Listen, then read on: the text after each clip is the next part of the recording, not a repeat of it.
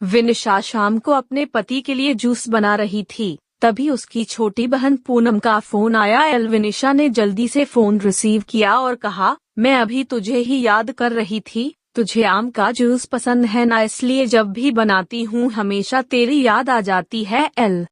पर विनिशा की बहन पूनम बिल्कुल खामोश थी। जब विनिशा ने उसकी खामोशी का कारण पूछा तो पूनम की सिसकियों की आवाज विनिशा के कानों में साफ सुनाई पड़ रही थी। विनिशा बहुत घबरा गई और उसने पूनम से जोर देकर पूछा कि आखिर हुआ क्या है। तब पूनम ने डरते डरते बताना शुरू किया कि अभी मेरे मोबाइल पर किसी अनजान व्यक्ति का फोन आया था और वह मुझे कह रहा था कि वह मुझे जानता है और उसके पास मेरी कुछ फोटोज है, और अगर मैंने उसकी बातें और शर्त नहीं मानी तो वह उन फोटोज को इंटरनेट पर डाल देगा।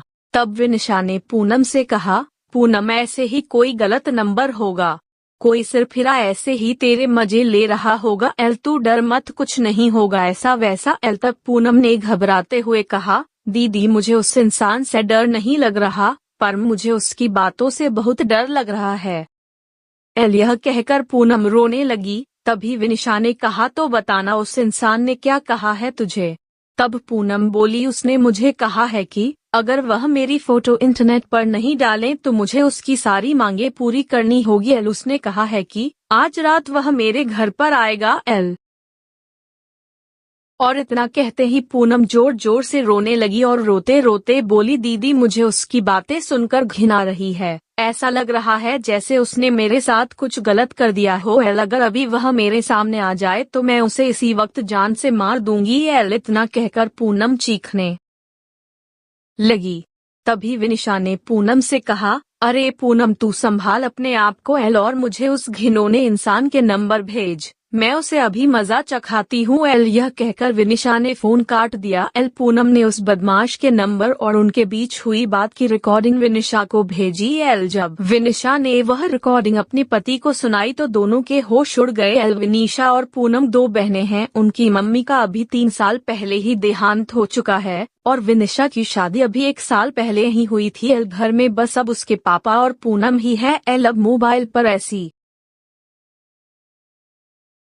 धमकी भरी अश्लील बातें कोई भी बेटी अपने पिता को आसानी से नहीं बता सकती, इसलिए पूनम ने सारी बातें अपनी दीदी भी विनिशा को बताई। अगले दिन ही विनिशा और उसका पति पुलिस स्टेशन पर जाकर उस इंसान के खिलाफ पुलिस कंप्लेंट करवाए। बाद में जब पुलिस ने छानबीन की तो पता लगा वह लड़का पूनम के मोहल्ले का ही निकला जो मानसिक गंदगी से पीड़ित था। उसकी सोच और उसके विचार हर एक लड़की के प्रति घिनौनी नजर रखते थे। उसे पता था कि पूनम की मम्मी का देहांत हो चुका है और वह दिन भर घर पर अकेली रहती है, और वे आज भी हमारे समाज में उस जैसे मानसिक रोगी बैठे हैं जो हजारों लड़कियों की आत्मा के साथ खिलवाड़ कर रहे हैं। इनमें से कुछ लड़कियां तो मजबूत होती हैं जो ऐसे रोगियों को अच्छा सबक सिखाती हैं, और कुछ लड़कियां उनसे डर जाती है और उनकी मांगों को पूरा करते करते उनकी घिनौनी नजरों का शिकार बनती है।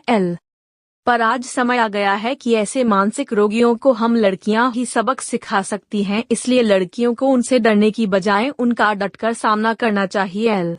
अगर आपको हमारी हिंदी कहानियां पसंद आए तो जरूर कमेंट सेक्शन में बताइएगा।